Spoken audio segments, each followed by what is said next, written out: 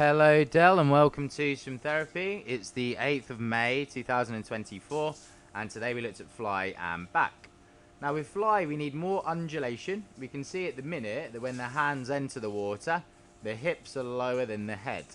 We want to switch that and get the head lower than the hips, and what that's going to do is make the kicks bigger, and obviously undulation is kind of the engine of the stroke. So if we can get more undulation, it takes a lot of pressure off your arms, gives you better rhythm as well. So we're going to do that. The other thing we're going to do alongside this, if you watch closely, you can see that you do one kick at the front. You also then do your second kick while the arms are still at the front.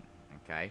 We want to try and get one at the front, one at the back to even out that propulsion and help the arms recover. We then had a quick look at pull at the end.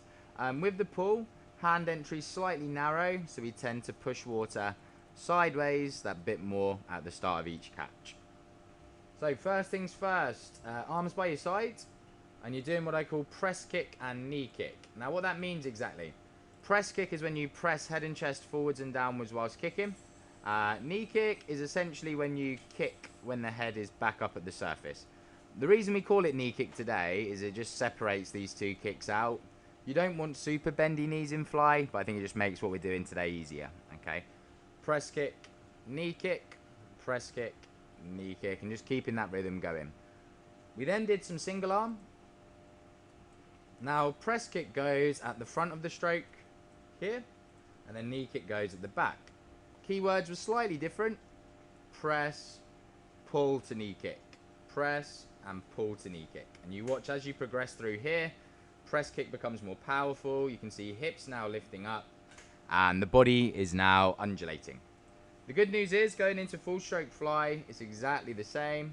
And when we watch this now, you can see head and chest pressing, hips lifting up, and the body undulating. Now if you look at it kind of in frame by frame, let's say on this next one, as the hands enter the water now, the hips are higher than the head. Okay, whereas if we then go back to the start, and when the hands enter the water here, head's higher than hips. So that's without undulation, where the arms essentially drag the body along. And this is with undulation, where the body's now involved in the stroke, kicks are bigger, and you've got one kick at the front, one kick at the back. So really good. That's the main thing I want you to work on. The bit we added on at the end was your pull. Freestyle kick butterfly arms. First keyword is stick wide.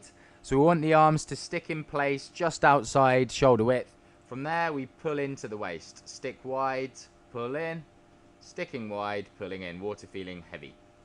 Going into full stroke, keyword slightly different for the pull. So we say stick kick and pull kick. Now what that means exactly is you get the arms to stick in place and you do your first kick like so.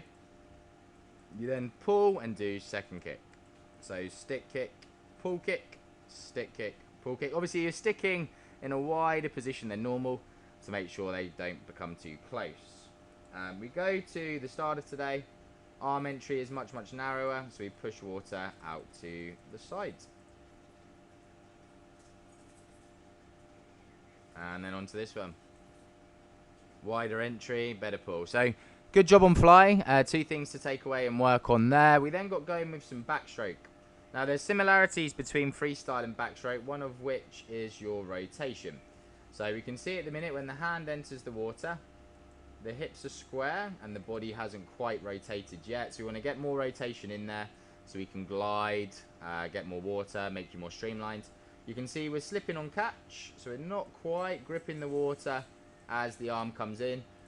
One of the reasons for that is the width of your arm entry. So you can see where the arms actually cross in towards the head here, which makes it extremely difficult to pull from that point. And then the final thing we did was kicking. Kicks a little bit low, a little bit bendy, so you want to try and get them up higher so they're out of the way and not causing any drag. So the first thing we did was the 6-1-6, but the backstroke version of it. So you're kicking in this position, chin, shoulder, hip in a line, arm up close to the surface. Kick for 5 seconds. You then use your hips to swap. A further 5 seconds kicking, and then hips to swap. This is the longest, most streamlined position we've got, just like free. So you want to look something like that on every single stroke. Now we're going to go into full stroke, look for this position. Keywords are hip and stick, which again is the same as free. When we watch this, this looks much, much better. Hips are turning, arms sticking in place. You're able to glide now with each of your strokes. Whereas when we go back to this one, there's a little bit of rotation there, but generally not much. Stroke rate's continuous, there's no glide. And you see the hips stay very, very still. And then onto this one instead. Hips turning, much better. And work on that on the same session as your freestyle rotation. We then got going with backstroke pull. We did some single arm back. Now we're swimming with the left arm on this swim. Your first keyword is stick at 2. Now I want the arm to feel as though it's at 2 o'clock, your head being 12. Because when it is, or when it feels like it, it's just outside shoulders. From there we bend to feet, and then again, stick at 2, bend to feet, stick at 2, and then bend into feet. Heavy, heavy water, and just being wary of that width. Going into full stroke, keywords are the same. As one goes to feet, the other one goes to either 10 or 2, and this was a great swim. So we stick at 2, bend to feet, then stick at 10, bend to feet. You can see you're catching the water immediately with pushing all the way to the feet. Obviously, always be wary that you don't end up under the body. Try and keep heading down the leg as much as you can. But when you then go back to the start, there's no sticking. There's a lot more bubbles coming off the hands. The pool's shallower. So you look at that as a pool. Big difference then to this one here. And again, working on that on the same session as freestyle pull. That left us with your kicking. So we did a drill called the rotated kick drill. This is when you've got your arms by your sides and you're kicking and turning from one side to the other. Now you'll notice you have a pull buoy between your legs. The pull buoy's there to keep the kick small and help the legs rotate and kick. Also gives you that bit more buoyancy as well, so you can use that as a guide. You can keep the pull buoy and then swim some full stroke.